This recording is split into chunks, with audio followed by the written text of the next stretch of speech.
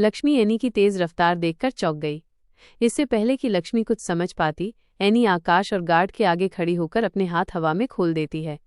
अचानक उसके शरीर से पंखों जैसी दो आकृतियां दिखाई देती हैं, जो दो मजबूत दीवारों की तरह थीं, जिन्हें गोलियां भेद नहीं सकती थीं।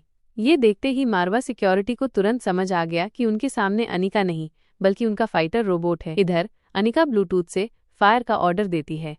उधर दमयंती देवी को भी यह समझने में देर नहीं लगी कि लक्ष्मी की यह जल्दबाजी अब उस पर भारी पड़ने वाली है। दमयंती देवी ने भी अपनी महिला सिपाहियों को लक्ष्मी के लिए कवर फायर का आदेश दिया। उनकी सिपाही मारवा सिक्योरिटी से पहले ही लक्ष्मी को कवर देने के लिए उन पर अंधाधुंध गोलियां चलाना शुरू कर देती हैं। लेकिन इतना सब होने के बावजूद दमयंती देवी और उनकी सिपाही अभी भी समझ नहीं पा रहे थे कि उनके सामने अनिका नहीं, बल्कि एनी है। वे अभी भी हैरान थे कि अनिका ने ये दो दीवारें कैसे खड़ी की। वे एनी पर अनिका समझकर गोलियां दागना जारी रखते हैं, लेकिन एक भी गोली एनी के शरीर को भेद नहीं पाती। एनी धीरे धीरे पीछे हटते हुए गार्ड और आकाश दोनों को कवर करती हुई गाड़ियों के पास ले आई थी। गार्ड और आकाश के सुरक्षित होते ही एनी ने अपने शरीर के हर हिस्से से गोलियां बरसानी शुरू कर दी, जिसमें से एक गोली निपुण के सिर पर जा लगी। निपुण उसी पल जमीन पर गिर गई। दमयंती देवी अपने हाथ से रुक जाओ कहती हुई आगे की तरफ दौड़ी। उनके आगे बढ़ते ही दमयंती देवी की सभी सिपाहियों ने गोलियां चलाना बंद कर दिया। अनिका को अपनी मनचाही चीज मिल चुकी थी। अब वहां रुकने का कोई मतलब नहीं था, इसलिए उसने अपने लोगों को गाड़ियों में बैठने का इशारा किया। उधर दमयंती की सिपाही दमयंती देवी को चारों तरफ से घेर लेती हैं, क्योंकि एनी ने गोलियां बरसाना बंद नहीं किया था। तभी रुद्रमा देवी दमयंती देवी का हाथ पकड़कर उन्हें गाड़ी की तरफ खींचती हैं। अब बेबस और तड़पती हुई दमयंती देवी के आखिरी शब्द जो अनिका के कानों में पड़ते हैं वे थे, ये क्या किया तुमने अनिका? वो तुम्हारी बहन है। अपने भाई को बचाने के लिए तुमने अपनी ही बहन को मार डाला। इतनी दूर से आने के बावजूद अनिका ने ये शब्द साफ सुने थे, क्योंकि वो इतनी दूर की आवाज़ भी आसानी से सुन सकती थी। अनिका ऑर्डर देती है, कोई गोली नहीं चलाएगा, और इसी के साथ वो अपनी गाड़ी से बाहर आ जाती है। उसने भी अपना चेहरा ढका हुआ था, इसलिए दमयंती देवी का ध्यान उस पर नहीं जाता। उनका पूरा ध्यान जमीन पर पड़ी लक्ष्मी पर था। वो किसी भी तरह लक्ष्मी तक पहुंचना चाहती थी। अनिका के बाहर निकलते ही एनी गोलियां बरसाना छोड़कर अनिका की गाड़ी के पास पहुंच जाती है और उससे सुरक्षा देती है। तब तक चिराग ने अपनी प्लानिंग के अनुसार अपनी सिक्योरिटी को गाड़ियों में बैठकर वहां से निकलने का ऑर्डर दे दिया था। अनिका के कान दमयंती देवी की आवाज पर थे, वो उसे आगे भी सुन पा रही थी।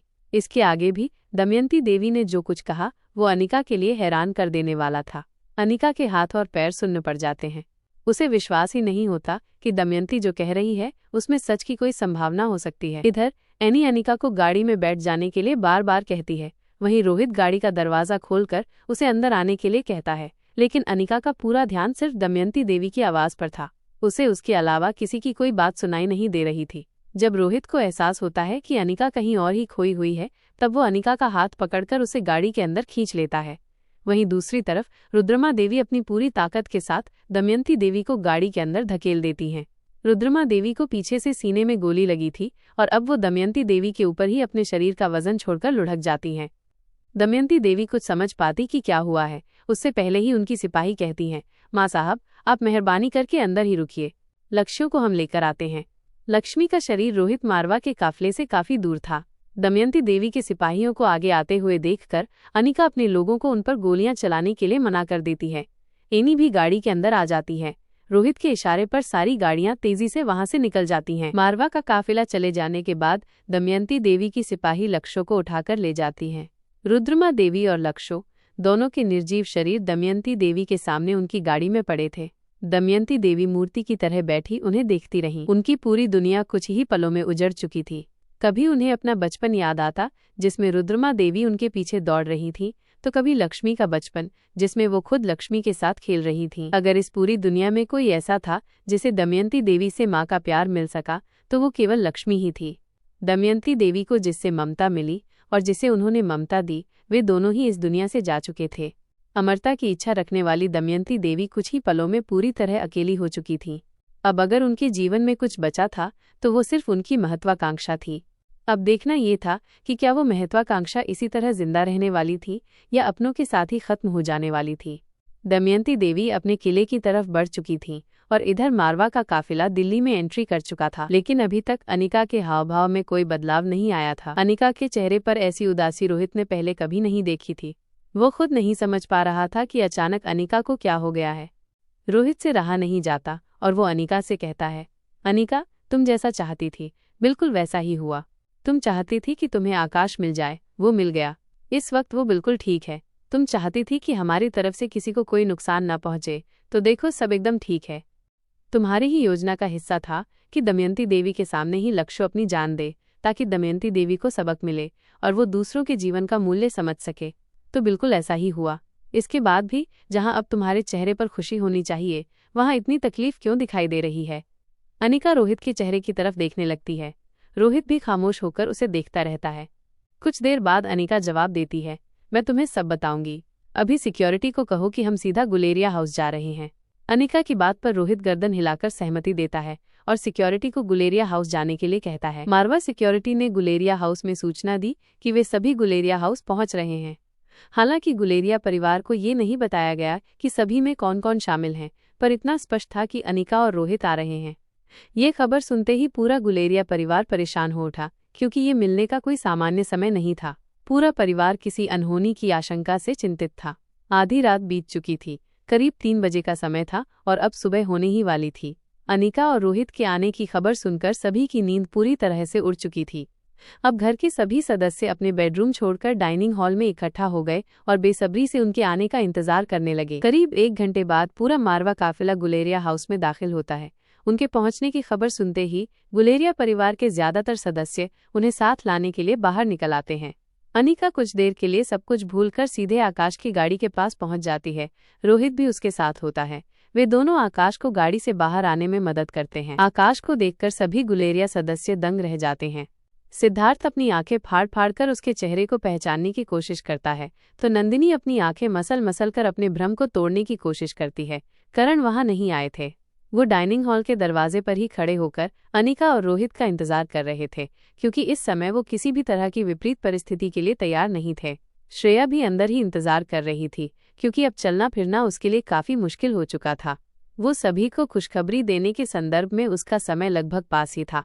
ऐसी हालत में आकाश को अपनी आंखों के सामने देखकर सभी अपनी जगह पर ही खड़े रह जाते हैं। अनिका और रोहित आकाश को सहारा देते हुए घर के अंदर ले जाते हैं। सबसे आगे वे दोनों आकाश को सहारा देते हुए चलते हैं। बाकी सभी अपने होश संभालते हुए धीरे धीरे उनके पीछे आने लगते हैं। आकाश की सूरत इतनी बिगड़ी हुई थी कि एक निगाह में किसी के लिए भी उसे पहचान पाना संभव नहीं था, खासकर तब जब एक आकाश पहले से ही घर में मौजूद था।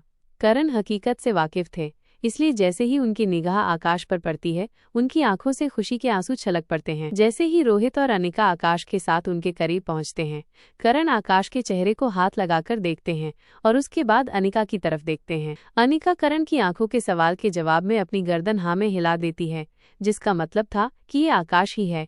करण को एक पल के लिए लगता है कि अनिका बेहद नाराज है, लेकिन इस पल वह आकाश के अलावा किसी और बात पर ध्यान नहीं दे पाते। रोहित और अनिका बड़ी सावधानी से आकाश को अंदर ले जाकर एक आरामदायक कुर्सी पर बैठने में मदद करते हैं। जब श्रेया आकाश को देखती है तो वो आकाश के पास जाने की बजाय अनिका का हाथ पकड़ लेती है। उसकी आंखों से आंसू टप टप गिरने लगते हैं और वो बेबसी के साथ अनिका से कहती है, अनिका, यह किस तरह का मजाक है? अनिका श्रेया के गाल पर हाथ रखती है और उससे कहती है, तुम बैठो, मैं सब बताती हूँ। इस वक्त श्रेया ने अनिका से जो सवाल पूछा था वो पूरे घर का सवाल था, सिवाय करण गुलेरिया को छोड़कर।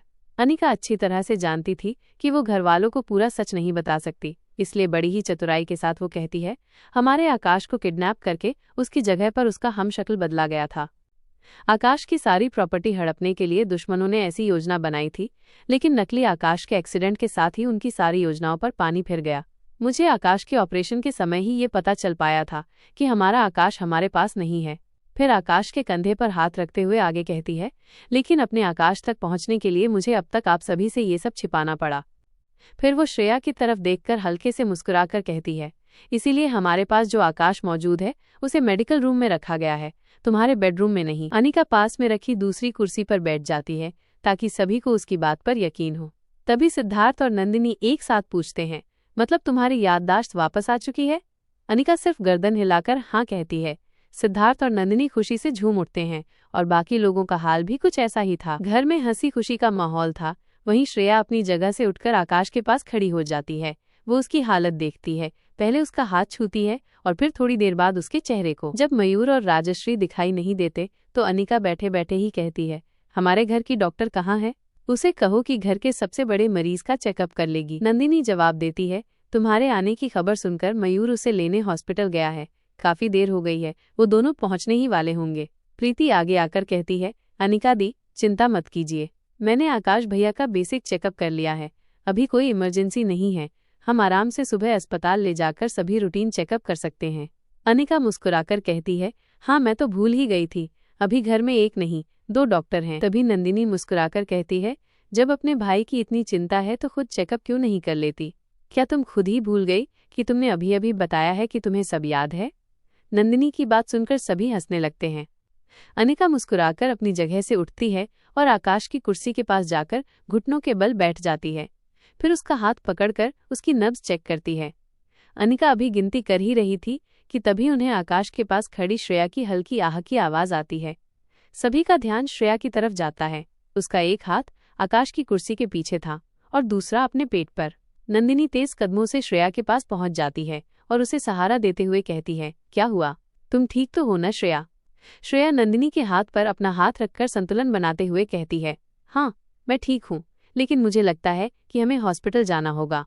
नंदिनी जवाब देती है, लेकिन अभी तो वक्त बाकी है।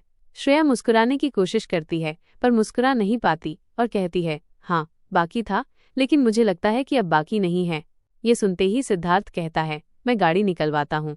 ऐसा कहकर वो बाहर चला जाता है। अनिका नंदिनी से कहती है, तुम श्रेया को लेकर चलो, हम मयूर और राजश्री के घर पहुंचते ही अस्पताल के लिए निकलेंगे। नंदिनी किसी बात पर ज्यादा ध्यान नहीं देती और कहती है, हाँ ठीक है, हम जा रहे हैं, तुम लोग आ जाना। इसके बाद नंदिनी भूमि और प्रीति की मदद से श्रेया को गाड़ी तक ले जाती है। घर की मेन केयर टेकर एक बैग लेकर दौड़ती हुई उनके साथ जाके बैठ जाती है। करण अच्छी तरह जानते थे कि अनिका इस तरह श्रेया को ऐसी हालत में देखकर रुकने वालों में से नहीं है। इसका मतलब जरूर कुछ ऐसा है जो उसके दिमाग में चल रहा है। वो अच्छी तरह जानते थे कि अनिका थकने वाले लोगों में से नहीं है।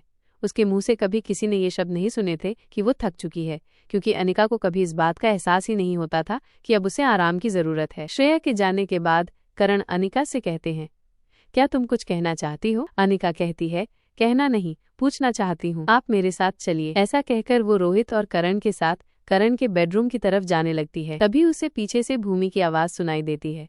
वो अनिका से कहती है, हम लोग भी अस्पताल के लिए निकल रहे हैं। अब अनिका उन सभी की ओर पलटती है और कहती है, नहीं, अभी तुम भी यहीं रुको, कुछ देर बाद साथ में चलते हैं, मैं बस अभी आ रही हूँ। इसके बाद वो आगे बढ़ जाती है। इधर प्रीति और भूमि हैरानी से एक दूसरे के चेहरे की तरफ ताकने लगती हैं कि ये अनिका किस तरह का व्यवहार कर रही है। लेकिन वो दोनों ये भी अच्छी तरह जानती थी कि अनिका कुछ भी बिना वजह नहीं करती।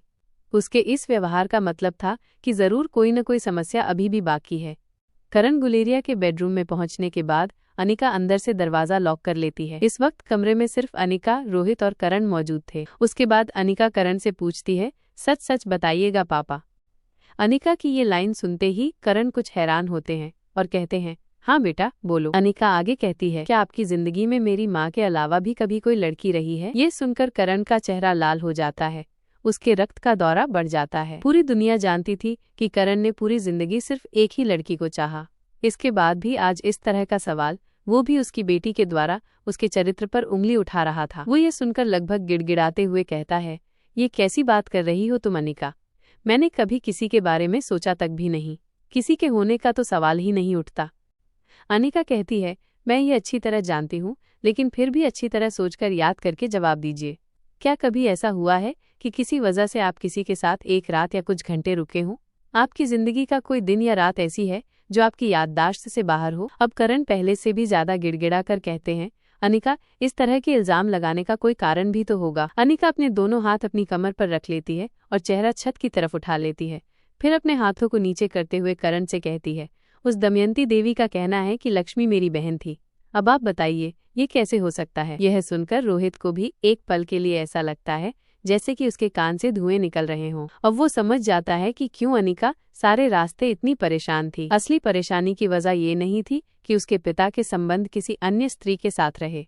अनिका के लिए परेशानी की वजह ये थी कि उसके कारण उसके हाथों अपनी ही बहन की हत्या हो गई। करण को ऐसा लगता है मानो उसके कान में किसी ने उबलता हुआ तेल डाल दिया हो। करण कहते हैं, तुम किसी की भी बात पर बिना किसी सबूत के ऐसे कैसे विश्वास कर सकती हो? ऐसा हो ही नहीं सकता।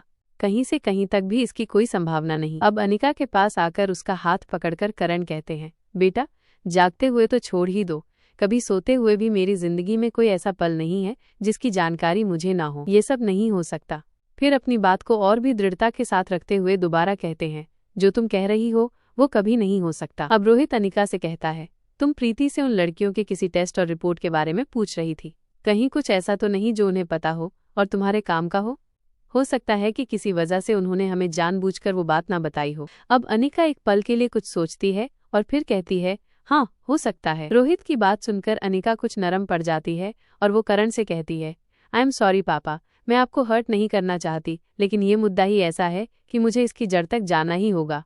मैं आपसे बाद में बात करती हूँ। ऐसा कहकर वो तेज कदमों से कमरे से बाहर चली जाती है और सीधा नीचे डाइनिंग हॉल में पहुंच जाती है। रोहित और करण भी उसके पीछे पीछे आते हुए दिखाई देते हैं। अब वो प्रीति और भूमि को अपने साथ आने के लिए कहती है। करण डाइनिंग हॉल में ही रुक जाते हैं, जबकि प्रीति और भूमि के अलावा रोहित और कोटिला भी पीछे पीछे जाते हैं। अनिका की पूछताछ। अब अनिका उन दोनों से पूछती है, सच सच बताओ, तुम दोनों मुझसे क्या छुपा रही हो? उस निपुण, मीना और लक्ष्मी के ब्लड रिपोर्ट से तुम्हें क्या पता चला था? उन दोनों का टेस्ट करवाने की तुम्हें क्या जरूरत पड़ी थी? ये सुनकर प्रीति और भूमि एक दूसरे के चेहरे की तरफ देखने लगती हैं। तब भूमि अनिका से कहती है, जो भी कुछ बताने लायक था वो हमने बता दिया है, ऐसा कुछ नहीं जो तुमसे छुपा हुआ हो।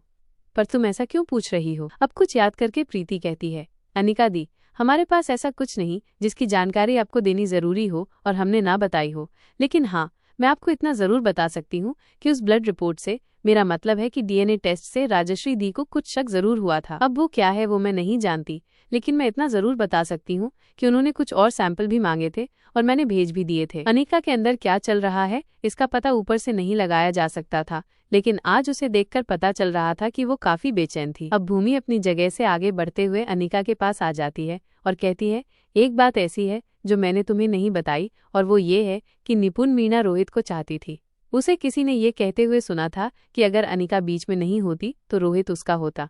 बस इसलिए मुझे लगा कि कहीं तुम दोनों का कोई रिश्ता तो नहीं, लेकिन उसका रिश्ता तो लक्ष्मी के साथ भी नहीं था। फिर बाकी किसी के साथ की तो बात ही खत्म हो गई। ये बात मैंने तुम्हें इसलिए नहीं कही क्योंकि मैं नहीं चाहती थी कि तुम किसी भी तरह से धर्म या नैतिक संकट की स्थिति में आ जाओ। यह सुनकर इस उलझन के चलते अनिका लंबी गहरी सांस लेती है, अपना एक हाथ कमर पर और दूसरा अपने माथे पर रख लेती है। इसके बाद कमरे में पड़ी हुई कुर्सी पर जाकर बैठ जाती है। फिर भूमि की तरफ देखकर कहती है, लेकिन फिर भी मैं धर्म संकट की स्थिति में आ ही गई। अच्छा होता कि तुम मुझे ये पहले ही बता देती। अगर तुम्हें इस तरह का कोई शक था तो अच्छा होता कि तुम मुझसे एक बार डिस्कस कर लेती। अपनी बात कहकर अनिका खामोश हो जाती है। बाकी सभी चुपचाप अपनी अपनी जगह पर खड़े अनिका को देख रहे थे। सभी समझने की कोशिश कर रहे थे कि आखिर हुआ क्या है, अनिका इतनी परेशान क्यों है। अब जब सब कुछ ठीक हो गया है तब भी उसके पास परेशानी की क्या वजह हो सकती है।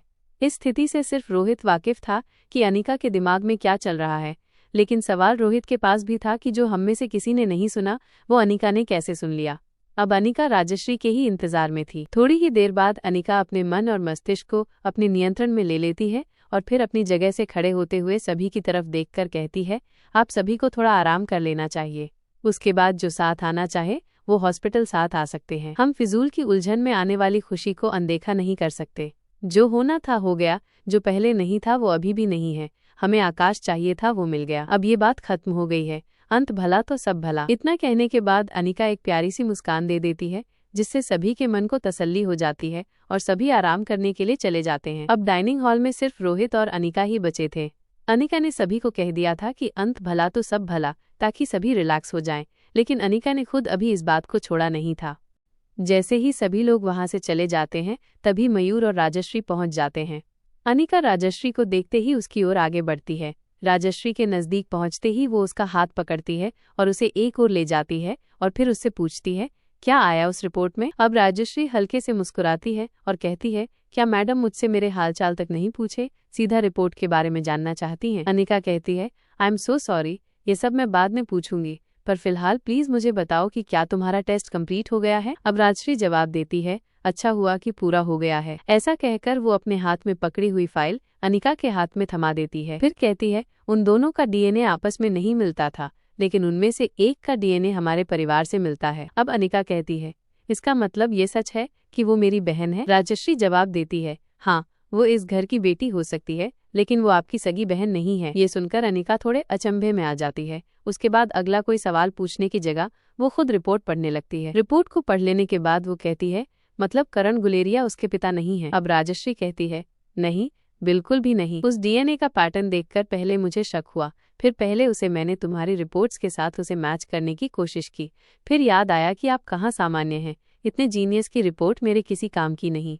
फिर मैंने उसे करण अंकल के साथ मैच करने की कोशिश की। अब बिल्कुल स्पष्ट है कि उसका करण अंकल की बेटी होने का तो कोई चांस ही नहीं है। फिर एक पल रुककर कुछ सोचकर राजश्री आगे कहती है, हमारा परिवार इतना बड़ा है कि किसी की भी बेटी हो सकती है। उसके तुरंत बाद राजश्री फिर से कुछ सोचकर पहले चुप हो जाती है और फिर झट से अपनी आंखों में डर लेकर पूछती है, क्या अब मुझे उसका डीएनए बाकी सबके साथ भी मैच करना होगा? राजश्री की आंखों में डर देखकर और उसका ये महत्वपूर्ण सवाल सुनते ही अनिका के चेहरे पर बड़ी सी मुस्कान आ जाती है। यह जानने के बाद कि लक्ष्मी करण की बेटी नहीं है, अनिका को अचानक से ही बड़ी तसल्ली महसूस होती है। उसकी सारी परेशानी कुछ ही पलों में छू हो जाती है। वो मुस्कुराते हुए राजश्री को जवाब देती है, नहीं, तुम्हें ये सब नहीं करना पड़ेगा। अगर ये सब करना भी होगा तो इस जांच को मैं खुद देख लूंगी। इस वक्त तुम्हें आराम की जरूरत है। तुम पहले ही बिना मांगे एक बड़ी पहेली का जवाब लेकर आई हो। इतना कहने के बाद अनिका राजश्री को गले लगा लेती है। राजश्री के चेहरे पर भी बड़ी सी मुस्कान आ जाती है। इधर मयूर और रोहित एक ओर खड़े आपस में बात कर रहे थे। तभी मयूर कहता है, ये अचानक से अनिका को क्या हो गया है? ये दोनों हमसे दूर जाकर आपस में क्या बातें कर रही हैं? क्या कोई परेशानी की बात है? रोहित पहले मुस्कुराता है और फिर गंभीर होकर जवाब देता है, वो अनिका है, न जाने कभी उसकी जिंदगी के सवाल खत्म होंगे भी या नहीं। अस्पताल में कुछ देर आराम करने के बाद वे सभी लोग अस्पताल के लिए निकलते हैं। अब तक सुबह हो चुकी थी। आकाश के मामले में अनिका कोई रिस्क नहीं लेना चाहती थी।